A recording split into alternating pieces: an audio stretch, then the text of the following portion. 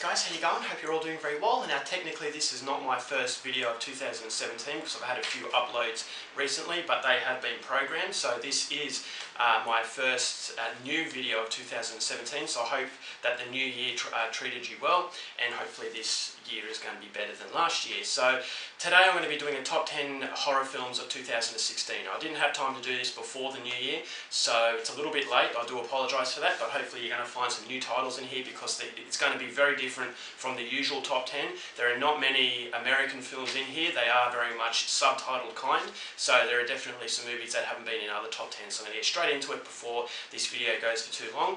I'm going to go from number 10 up until number 1. So number 10 we have an Argentinian horror film called El Muerto Cuenta Su Historia. Now this movie was a horror comedy. I thought it was very well made. It was very funny, very quirky. It reminded me of Tim Burton films. So it was very well made and I thought it was very enjoyable and one of the more memorable experiences of 2017.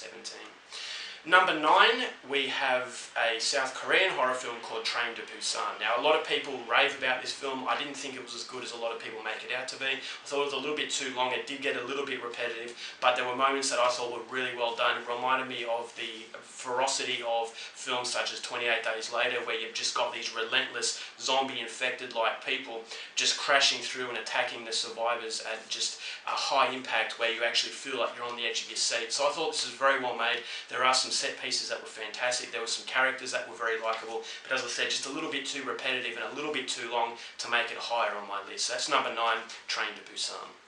Number 8, we have another Argentine film. This is a fairly good year for Argentinian horror, and this is Resurrection. Now Resurrection was set in the older days in Buenos Aires when the yellow fever was about, and it infected a lot of people. And I thought this was a very nightmarish film. It actually really got under my skin. It made me feel very creepy, and it made me feel sick just watching this guy, this main character, who contracts this virus. You actually feel what he's going through, and I just thought it was very interesting the way it panned out. And it was another Argentine horror film that I wasn't expecting to like, but I really appreciated what I got. So that's number 8, Resurrection. Number 7, we have The Autopsy of Jane Doe. Now this movie, once again, not as good as a lot of people hype it up to be, but I thought it was fairly fun.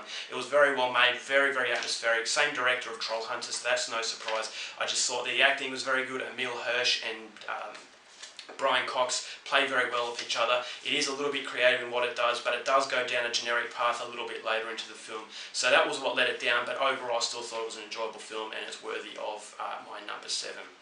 Number 6, once again, another Argentine horror film. This is a movie I watched very recently, just before the new year started, and this is Ataúd Blanco. Now, Ataúd Blanco was a very crazy film.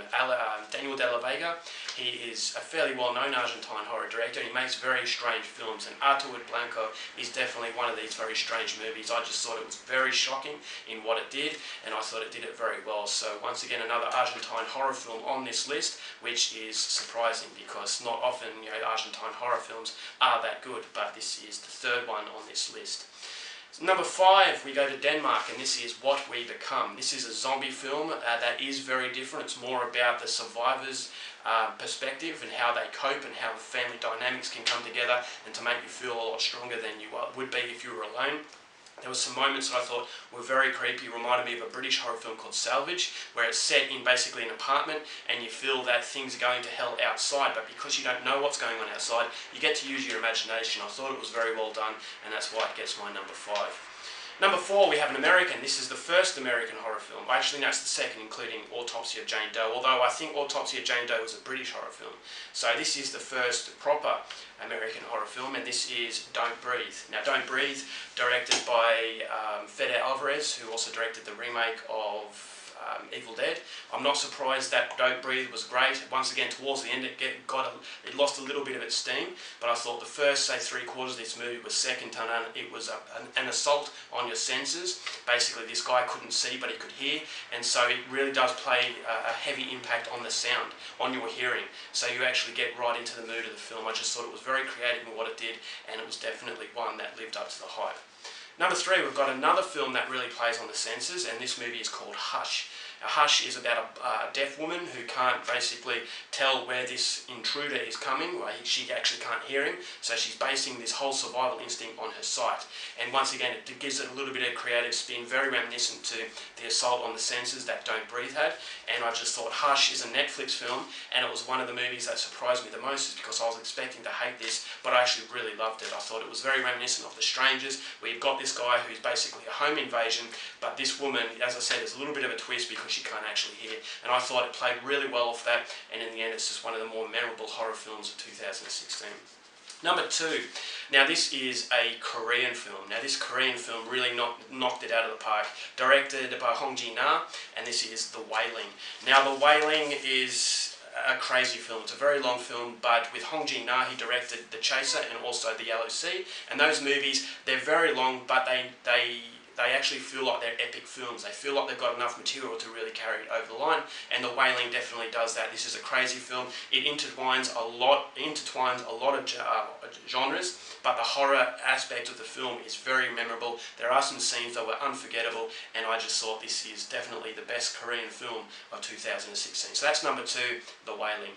Now number 1, I know a lot of people might be a little bit surprised by this, but I absolutely adored this film. Now this is one of my favourite anthologies, and that is number 1, Southbound. Now Southbound, it is a host of stories that are intertwined, and they're basically relatable through this highway that it's set on. There's lonely stretch of highway, and these really strange things happen, and I thought it intertwined it to make it a whole experience. This is one of the anthologies that does it very well, because you don't feel like you're watching separate segments that have no relation with each other. You feel like you're watching just different aspects and different perspectives of the same story. So it comes together as one whole piece, and I just thought it was absolutely fantastic. There were some incredible kills, there were some incredibly creepy moments, and I just thought this movie has the best replayable value in a very long time, not since Trick or Treat have I had so much fun in an anthology, and Southbound is definitely one of my favourite horror films. And so yeah, that rounds off my top 10. I'm sure that a few of you will be shocked with some of my choices, but that's what I feel were the best films in 2016. If you want to share your thoughts and share your top 10, by all means please do so in the comments.